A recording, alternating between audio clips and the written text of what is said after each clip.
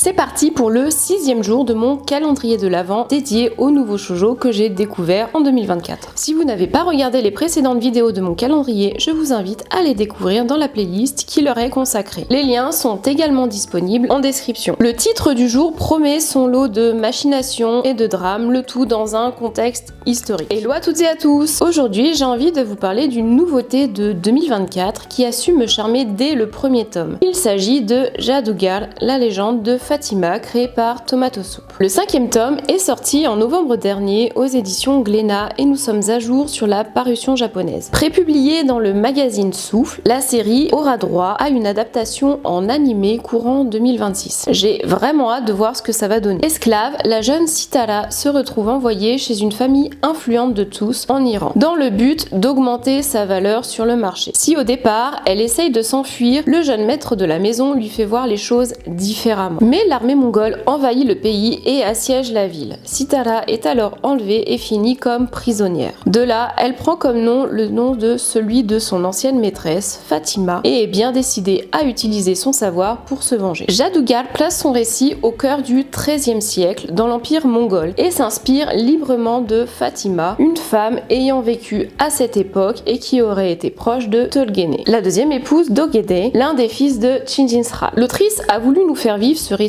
à travers le point de vue des femmes. Et ça m'intéresse au plus haut point. Ça permet notamment d'aborder l'histoire sous un autre angle, celui des populations civiles, plutôt que le seul point de vue des guerriers. En Occident, on est plus au fait des exploits de Chinggis Khan que des peuples qui ont subi ces invasions et les massacres qui en ont découlé. On s'en doute, mais ce n'est jamais vraiment trop évoqué. Ici, on croise le destin de différentes femmes, de conditions variées, qu'elles soient esclaves ou non, mariées parfois à des hommes plutôt influents. Et chacune a quelque chose à nous raconter. Le personnage de Sitara, devenue Fatima, me fascine véritablement. En dépit de ce qui lui arrive, elle parvient à retrouver une certaine motivation, l'énergie du désespoir pourrait-on dire, pour tenter de tirer profit de sa nouvelle situation. Elle y voit l'opportunité de se venger des siens. Toute la question est de savoir si elle y parviendra et si elle déviera de son plan. Le danger est partout parce qu'elle ne doit pas éveiller les soupçons de quiconque au risque d'être démasquée. Et là, je ne donne pas cher de sa vie. Ce qui frappe également, c'est le style de dessin tout en rondeur qui contraste véritablement avec la violence et les situations dramatiques qui jalonnent la vie de notre héroïne et de son entourage. Tomato Soup l'explique d'ailleurs très bien dans son interview. C'est la simplicité de son trait qui permet de mieux faire ressentir et ressortir les émotions tout en contrebalançant cette violence et notamment celle de certaines scènes qui sont presque insoutenables. Et voilà, c'est tout pour aujourd'hui. J'espère que cette rapide présentation de la série vous aura plu. N'hésitez pas à me laisser un commentaire pour me donner votre avis sur Jadugar. Quant à nous, on se retrouve demain pour un nouveau shoujo ayant marqué mon année 2024. Ciao ciao!